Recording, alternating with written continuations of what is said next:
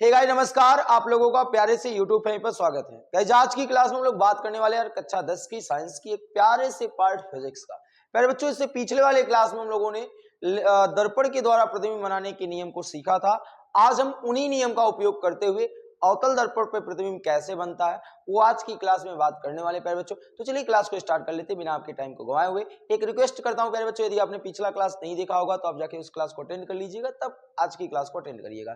ठीक, चलिए क्लास को स्टार्ट कर लेते हैं। सबसे पहला है कि जब वस्तु कहां पर रखी गई हो, अनंत पे रखी गई हो, किसी अवतल दर्पण के सामने, किसी अवतल दर्पण के सामने जब वस्तु अनंत पे रख दी जाए तो उसका प्रतिबिंब कैसा बनता है। तो मेरे प्यारे बच्चों, पहले सबसे पहले हम लोगों का काम रहेगा कि एक प्यारा सा अवतल दर्पण बनाना। ठीक, ये अवतल दर्पण कब होगा? जब हम इनको बाहर से क्या करने वाले, पेंट करने वाले। क्या करने वाले प्यारे बच्चों? बाहर से अगर पेंट कर दें तो ये कौन सा दर्पण बन जाता है? अवतल दर्पण बन जाता है। कौन सा दर्पण बन जाता है? अवतल दर्पण। और बीच में एक लाइन खींचने वाले जिसको हम कहते हैं मुख्य अक्ष। यहाँ कौन होता है? ध्रुव होता है। यहाँ कौन होता है मेरे प्यारे बच्चों? मुख्य फोकस होता है। थोड़ा सा हम लोग काफी पास बनाते हैं। और यहाँ पर कौन होता है? मुख्य फोकस होता है। और यहाँ पर कौन होता है? वक्रता केंद्र होता है। अब आपको ध्यान देना है कि वस्तु कहां पर रखी गई है। वस्तु आपकी अनंत पे रखी गई है। कहां पे रखी गई है प्यारे बच्चों? अनंत पे रखी गई है। कहां पर? अनंत पर। तो जस्ट इमेजिन कि मान लेते हैं कि ये दूरी आपकी अनंत थी प्यारे बच्चों। मान लेते हैं कि ये कोई वस्तु ए और बी थी। ध्यान से देखना, ये कोई वस्तु ए और क्या था? बी था। काफी बड़ा वस्तु रखा गया है, ध्यान से देखना। ये कोई वस्तु ए और क्या था? बी था, जो कि कहां पे रखा गया? अनंत पे रखा गया। इस दर्पण से ये दूरी अनंत पर है। अब यहां पर कोई वस्तु ए बी रखा गया है। अब प्यारे बच्चों, इसका प्रतिबिंब कैसे बनेगा? प्रश्न कह रहा था कि आप वस्तु को अवतल दर्पण के सामने अनंत पे रख दो और बताओ उसका प्रतिबिंब कैसे बनेगा। प्यारे बच्चों, आपने पहला नियम पढ़ा था। पहला नियम आपने क्या पढ़ा था कि प्रकाश किरणें अगर मुख्य अक्ष के समांतर दर्पण पे पड़ती हैं तो दर्पण से टकराने के बाद मुख्य फोकस से होकर लौटती है। तो इमेजिन कर लेना मेरे प्यारे बच्चों कि यहां से एक प्रकाश किरण निकली होगी और मुख्य अक्ष के समांतर चलते हुए दर्पण पे पड़ गई होगी। तो बताओ ये लौटेंगी बेचारी कहां से? तो आपको अच्छे तरीके से पता है कि ये केवल मुख्य फोकस से होकर लौटने वाली है। कहां से होकर लौटने वाली प्यारे बच्चों? मुख्य फोकस से। अच्छा, सच दैट इमेजिन की प्यारे बच्चों एक प्रकाश किरण यहां से आपतित हुई होगी। भाई एक प्रकाश किरण यहां से निकलकर इस पे पड़ी होंगी। तो जब जैसे ही ये दर्पण से टकराएंगी तो दर्पण से टकराने के पश्चात ये भी मुख्य फोकस से होकर गुजर जाएंगी। अब बताओ, ये दोनों परावर्तित किरण जिस बिंदु पे काट रही हैं वही बिंदु पर वस्तु का क्या बन जाता है? प्रतिबिंब बन जाता है। क्या बन जाता है प्यारे बच्चों? प्रतिबिंब बनता है। तो प्रतिबिंब कहां बना है मेरे प्यारे बच्चों? मुख्य फोकस पे बना है। देखो प्रतिबिंब कहां बना है? मुख्य फोकस पे बना है। कैसा बना है? वास्तविक बना है। कैसे जान गए वास्तविक है यार? क्योंकि दोनों किरणें वहां पर मिल रही हैं। हमने कल्पना नहीं की है, दोनों किरणें वास्तव में काट रही हैं हम लोग के सामने, वहां इंटरसेक्ट कर रही हैं प्यारे बच्चों। तो यहाँ वास्तविक बना। तो सबसे पहला पॉइंट कि आपके एग्जाम में पूछता है, बताओ प्रतिबिंब की प्रकृति क्या होगी? तो प्रतिबिंब की प्रकृति वास्तविक होगा। क्या होगा? वास्तविक। और जो वास्तविक होगा मेरे यारो वो उल्टा होगा। तो प्रतिबिंब वास्तविक और क्या बनता है? उल्टा बनता है। और क्या बना है प्यारे बच्चों? कहां बना है? स्थिति पूछता है कि प्रतिबिंब कहां, प्रतिबिंब की स्थिति बताइए। तो प्रतिबिंब मुख्य फोकस पे बना है। ध्यान से देखना, कहां पर प्यारे बच्चों? मुख्य फोकस पे। तो सबसे पहले हम लिखेंगे प्रतिबिंब का निरूपण। यहाँ आपको एग्जाम में किस प्रकार लिखना, बोर्ड एग्जाम में लिखना कैसे प्यारे बच्चों, आपको वो चीजें बता रहे हैं हम। ध्यान से देखना, आप लिखेंगे प्रतिबिंब का निरूपण। देखना, ये किरण आरेख हो गया, उसके बाद प्रतिबिंब का निरूपण। प्रतिबिंब बना कैसे है क्या नहीं, वो पॉइंट आपको नोट करना रहता है ना। तो ब्लैक पेन से ऐसे अच्छी सी प्यारी सी हेडिंग बना दीजिएगा और उसके बाद बोलिएगा कि सर हम बता रहे हैं कि एक फैक्ट देखिएगा, क्योंकि हमने पढ़ा नहीं, हमने समझा है या रट्टा नहीं मारा हमने। पहला पॉइंट क्या होगा? सबसे पहला कि स्थिति पूछता है। क्या पूछता है प्यारे बच्चों? स्थिति। तो आप प्यारा सा आंसर देने के लिए तैयार होइएगा। सबसे पहले वहां लिखिएगा स्थिति। देखिए एक ऐसे आप स्थिति बना दीजिएगा, ध्यान से देखिएगा, ऐसे स्थिति बनाएंगे। अच्छा, प्रतिबिंब की स्थिति का मतलब है मेरे प्यारे बच्चों कि बना कहाँ है, प्रतिबिंब बना कहाँ है। तो बताओ यार प्रतिबिंब कहाँ बना है? देखो आप चित्र में देख लो, डायग्राम में देख लो मेरे प्यारे बच्चों कि प्रतिबिंब बना कहाँ है। मुख्य फोकस एफ पर बना है।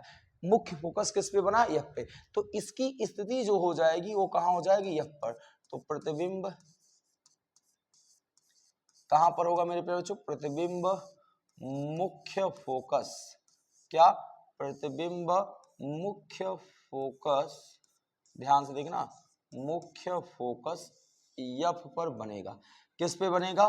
प्रतिबिंब मुख्य फोकस F पर बनता है या F पर बनेगा। कब? जब वस्तु अनंत पे होगा। ये तो हो गई मेरे प्यारे बच्चों इसकी स्थिति, ये हो गई इसकी स्थिति। अब आप ध्यान देना, उसी में पूछता है आप बताओ प्रकृति क्या होगी, प्रतिबिंब की प्रकृति क्या होगी। तो प्यारे बच्चों हम ऐसे प्यारी सी एक हेडिंग बनाएंगे कि भैया इसकी प्रकृति क्या होती है। तो प्रकृति में क्या लिखने वाले?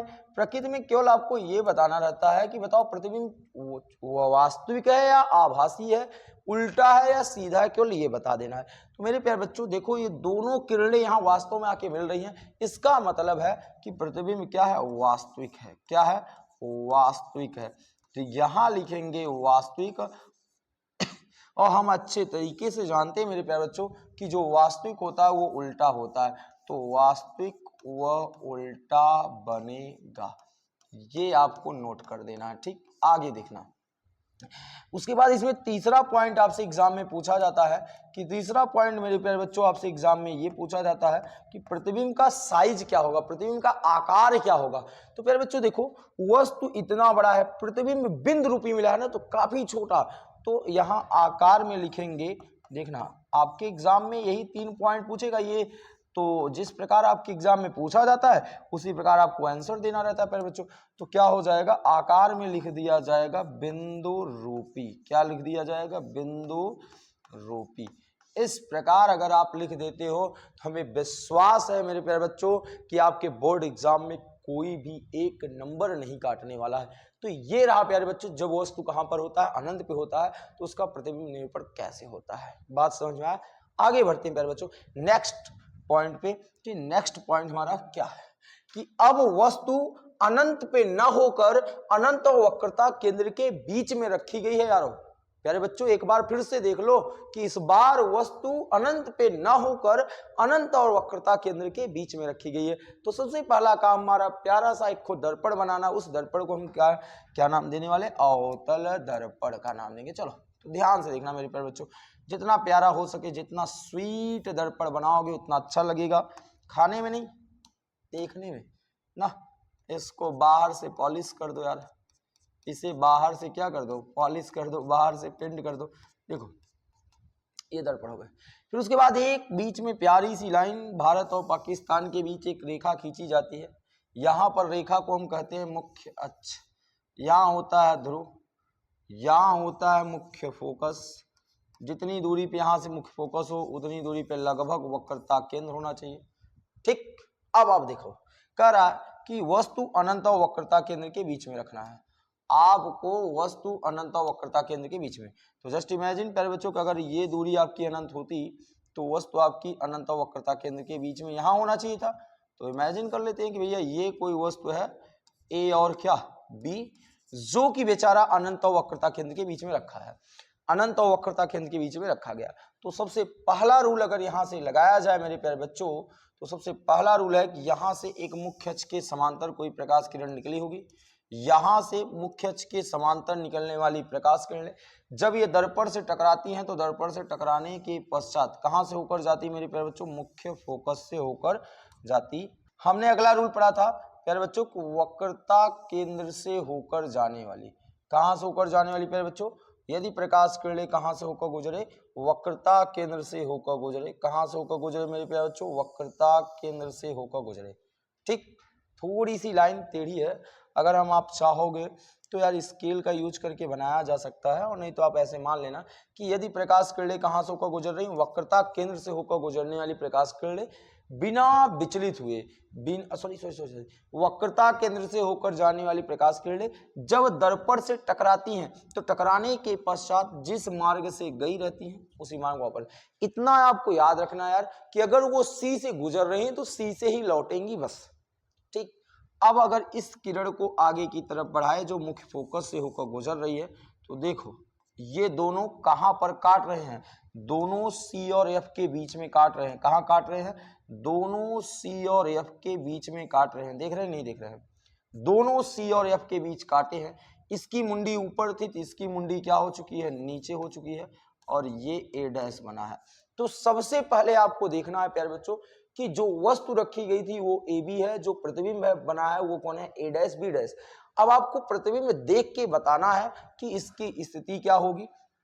तो प्यारे बच्चों स्थिति क्या होने वाली है वो पहले क्लियर कर लो। प्रतिबिंब की स्थिति क्या होने वाली, क्या होने वाली प्रतिबिंब की स्थिति, ध्यान से देखना। पहले हमको प्रतिबिंब की स्थिति बतानी है कि भाई प्रतिबिंब बना कहाँ है, ये पॉइंट है। फिर उसके बाद दूसरा पॉइंट हमको बताना है कि प्रकृति बतानी है। प्रकृति मतलब प्यारे बच्चों की वास्तविक और उल्टा है या क्या है वो बताना है। फिर उसके बाद प्रकृति के बाद क्या बताना है आपको, प्रकृति के बाद आपको बताना है प्यारे बच्चों आकार। क्या बताना है, आकार, जिसे हम क्या कहते हैं, साइज कहा जाता है प्यारे बच्चों। तो चलो भैया अब सारी पॉइंट वहां नोट कर देते हैं और देख के मेरे प्यारे बच्चों आप बता सकते हो कि देखो यहाँ बनने वाला जो प्रतिबिंब है, एक तो सबसे पहले कहाँ बना है भाई, स्थिति बतानी है ना, तो सी और एफ के बीच में, सी व एफ के बीच में। तो प्यारा सा आंसर यहाँ लिखेंगे सी व एफ के बीच में। सी क्या है, वक्रता केंद्र है, एफ क्या है, मुख्य फोकस। ठीक, ये पहला पॉइंट नोट हो गया। फिर दूसरा पॉइंट मेरे प्यारे बच्चों क्या हो सकता है, दूसरा पॉइंट देखो कि प्रकृति पूछ रहा है। पहले देखो कि वास्तविक का आभासी, तो दोनों किरणें वास्तव में मिल रही तो वास्तविक होगा, और साथ में प्यारे बच्चों उल्टा है, देखो उसकी मुंडी ऊपर थी इसकी मुंडी नीचे है, तो यहां हो गया वास्तविक व उल्टा। क्या हो जाएगा, वास्तविक व उल्टा। क्या बनेगा प्यारे बच्चों, वास्तविक व उल्टा।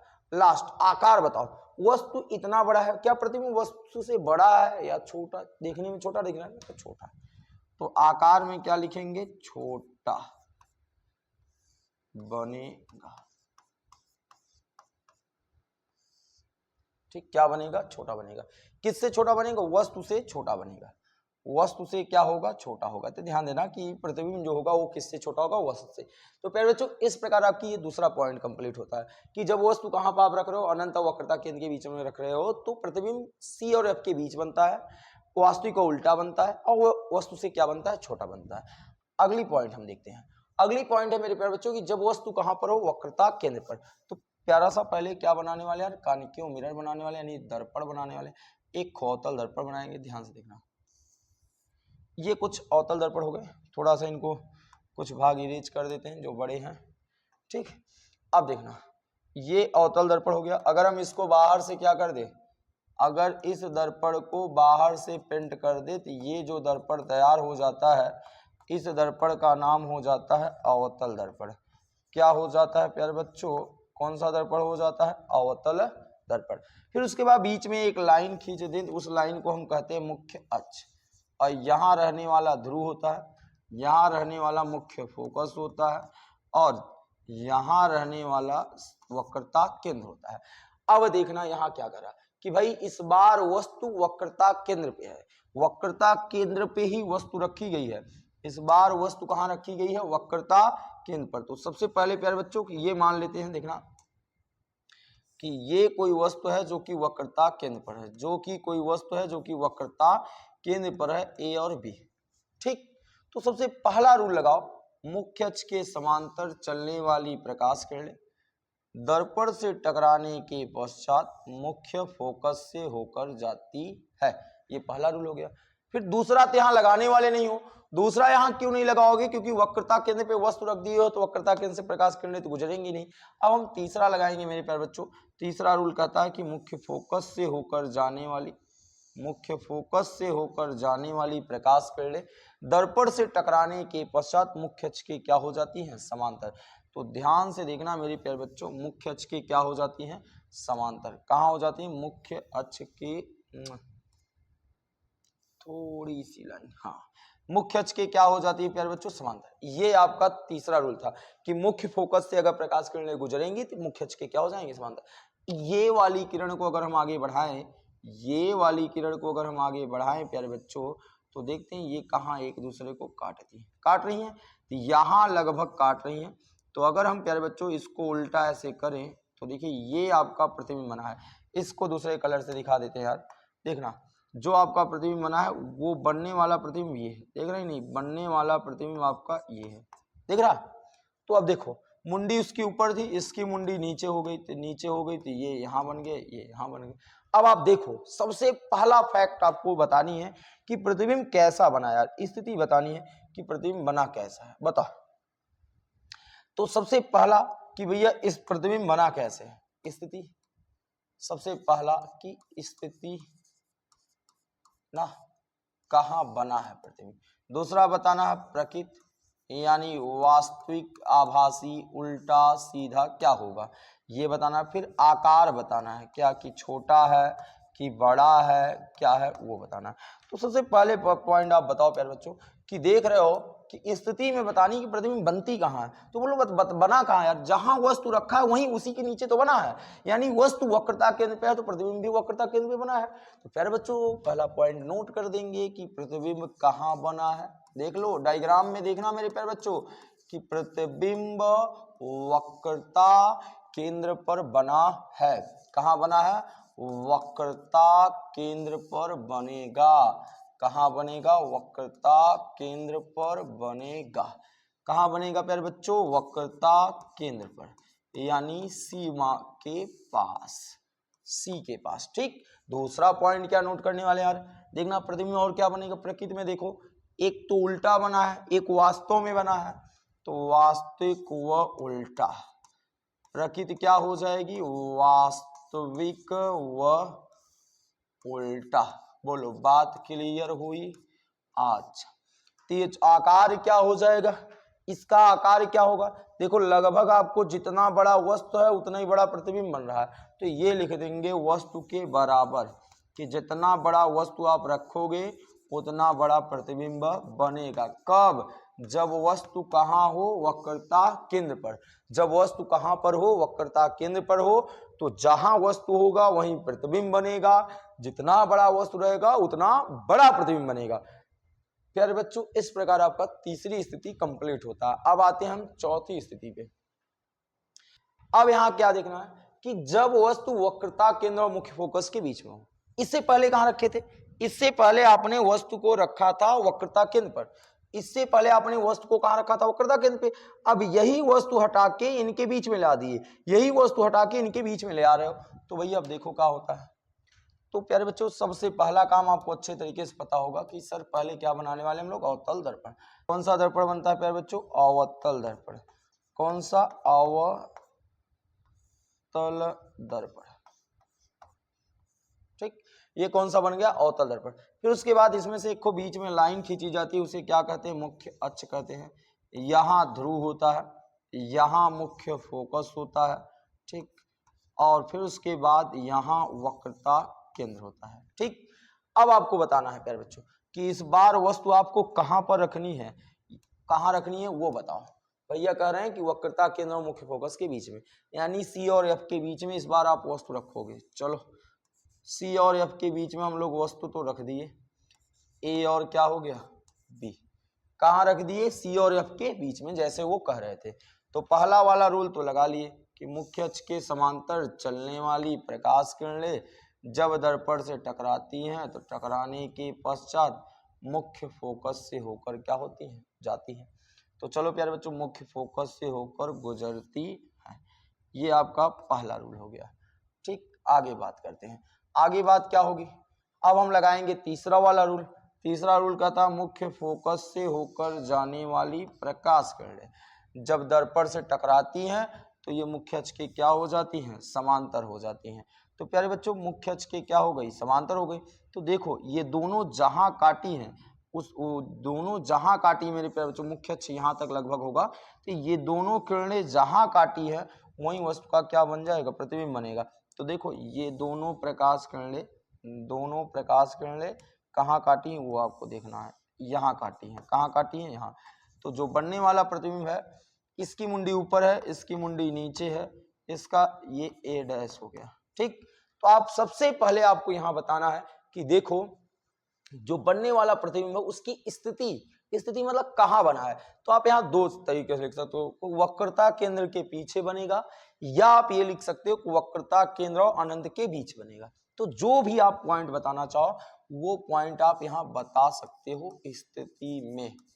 आप स्थिति में जो भी पॉइंट, चाहे आप वक्रता केंद्र के पीछे भी लिख सकते हो, कहाँ लिख सकते हो, वक्रता केंद्र के पीछे, चाहे आप वक्रता केंद्र और अनंत के बीच में, तो कहाँ बनेगा, प्रतिबिंब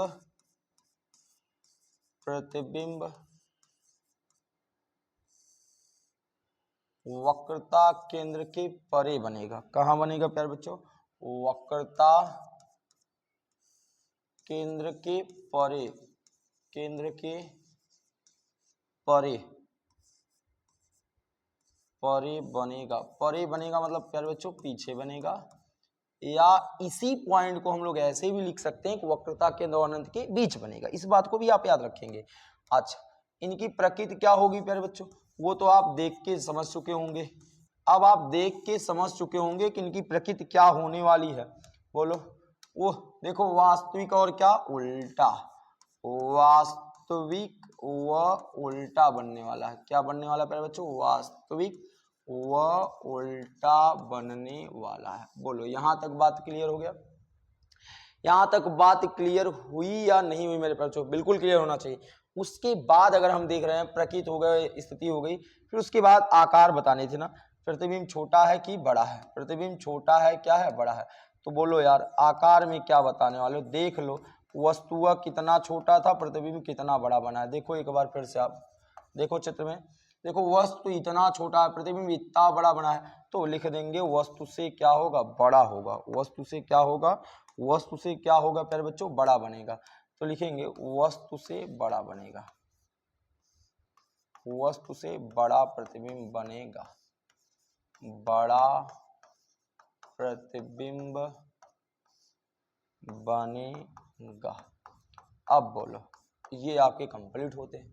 तो प्यारे बच्चों ये रहा आपका चौथा। अब देखना, जो वस्तु आपने बीच में रखा वही वस्तु उठा के F पे रख दोगे। नेक्स्ट पोजीशन यही हो जाएगा कि जब वस्तु कहां पर हो, मुख्य फोकस पर। तो एक प्यारा सा पहले हम दर्पण बनाने वाले हैं। तो ये हो गया अवतल दर्पण। अब दर्पण कब अवतल होगा, जब हम इनको बाहर से क्या कर देंगे, पॉलिश कर देंगे। तो ये हो गया अवतल दर्पण। ये कौन सा दर्पण हो गया प्यारे बच्चों, अवतल दर्पण। फिर उसके बाद बीच में एक लाइन खींची जाती है जिसे हम कहते हैं मुख्य अक्ष। यहाँ रहने वाले ध्रुव होते हैं, यहाँ रहने वाले मुख्य फोकस होते हैं, और यहाँ रहने वाले वक्रता केंद्र होते हैं। अब इस बार वस्तु बेचारा मुख्य फोकस ही पे आ गया। इस बार मुख्य फोकस फंस चुका है। वस्तु कहाँ रख दिया गया है, मुख्य फोकस पर। तो मुख्य फोकस पे वस्तु रख दी गई है। कहाँ रख दी गई है प्यारे बच्चों, वस्तु मुख्य फोकस पे रख दी गई है। वस्तु ए और क्या हो गया, बी। कहाँ रखा गया प्यारे बच्चों, मुख्य फोकस पे। कहाँ रखा गया है, मुख्य फोकस पर। अब बताओ, सबसे पहला वाला रूल लगाएंगे। पहला वाला रूल कहता है मुख्य अक्ष के समांतर प्रकाश किरणें अगर दर्पण से टकराती हैं तो कहाँ से होकर जाती है, मुख्य फोकस से होकर जाती। ये पहला रूल हो गया। फिर उसके बाद दूसरा वाला रूल अब क्या कहता था, तीसरा यहाँ लगाने वाले नहीं हम लोग, तीसरा हम यहाँ लोग लगाने वाले नहीं। क्यों, क्योंकि मुख्य फोकस पे वस्तु रखी गई, उससे प्रकाश किरणें गुजरेंगी नहीं। अब हम लगाएंगे चौथा रूल। चौथा रूल कि यदि कोई प्रकाश किरण दर्पण पे जितने कोण पे आपतित होती है उतने ही कोण पर वो क्या हो जाती है, परावर्तित। कि यदि कोई प्रकाश किरण दर्पण पे जितने कोण पर आपतित होती हैं उतने ही कोण पे वो क्या हो जाती हैं, परावर्तित होती हैं। उतने ही कोण पर क्या हो जाती हैं, वो परावर्तित होती हैं। तो प्यारे बच्चों ध्यान से देखेंगे तो ये दोनों प्रकाश किरणें, दोनों प्रकाश किरणें ऐसा लग रहा है कि आगे जाके मिलने वाली हैं। दोनों प्रकाश किरणें आगे जाके क्या करने वाली है, मिलने वाली हैं, ऐसा लग रहा है। ठीक, तो कहां पर मिलेंगी प्यारे बच्चों, अनंत पे मिल रही ना। ये कोई दूरी फिक्स नहीं है, वक्रता केंद्र के इधर की दूरी अनंत आ जाती है, तो आगे तो जाके मिलेंगी, पर कहां मिलेंगी नहीं पता चल रहा। तो मान लेंगे कि कहां बनेगी, अनंत पे। काफी दूर बनेगा पर बड़ा बनेगा, काफी बड़ा बनेगा। प्यारे बच्चों देखो, यहां पर भी अगर बनी होती तो यहां भी काफी बड़ा होता। तो ये पहला पॉइंट हम बताएंगे कि इसकी स्थिति व्यक्त करेंगे। इसकी क्या व्यक्त करेंगे प्यारे बच्चों, स्थिति। तो आप बताओ, सबसे पहला पॉइंट इसकी स्थिति व्यक्त करेंगे। तो बोलो, स्थिति में क्या नोट करने वाले हो, बोलो स्थिति में आप क्या नोट करने वाले हो कि पता करो प्रतिबिंब बना कहाँ है। तो प्रतिबिंब अनंत पे बनेगा। कहां पर बनेगा, अनंत पे। तो स्थिति, प्रतिबिंब की स्थिति हो जाएगी अनंत। अब प्रकृति बता दो यारो, अब आप प्रकृति बता दो कि वास्तविक है कि उल्टा है, क्या है। तो वो तो क्लियर है कि आगे जाके मिलेंगी, आगे जाके मिलेंगी तो वास्तविक हो जाएगा, वास्तविक हुआ तो उल्टा भी होगा, तो वास्तविक व उल्टा, वास्तविक व उल्टा बनेगा ना। ये हो गई इसकी प्रकृति। अच्छा, फिर लास्ट पॉइंट बचा है मेरे प्यारे बच्चों, लास्ट है कि बड़ा बनेगा छोटा, यानी आकार, यानी आकार बताना है प्रतिबिंब। तो बोलो आकार में क्या आने वाला है। तो आकार में हम नोट कर देने वाले हैं कि वस्तु से काफी बड़ा होगा, वस्तु से काफी बड़ा बनेगा, वस्तु से काफी बड़ा बनेगा। ये आपको याद रखना है, क्या बनेगा प्यारे बच्चों, काफी बड़ा बनेगा। ठीक, ये हो गए आपके 3 पॉइंट। इस प्रकार आपको बताना है। लास्ट पोजीशन और लास्ट केस कि जब वस्तु आपका मुख्य फोकस और ध्रुव के बीच में हो। तो प्यारे बच्चों नेक्स्ट पोजीशन आपका आ जाता है ये, जब वस्तु मुख्य फोकस और ध्रुव के बीच में हो। 6 कंडीशन आपके कंप्लीट हो जाएंगे। इस बार वस्तु मुख्य फोकस और ध्रुव के बीच में है। तो प्यारे बच्चों फिर से हम लोग क्या बनाने वाले हैं, एक प्यारा सा का दर्पण।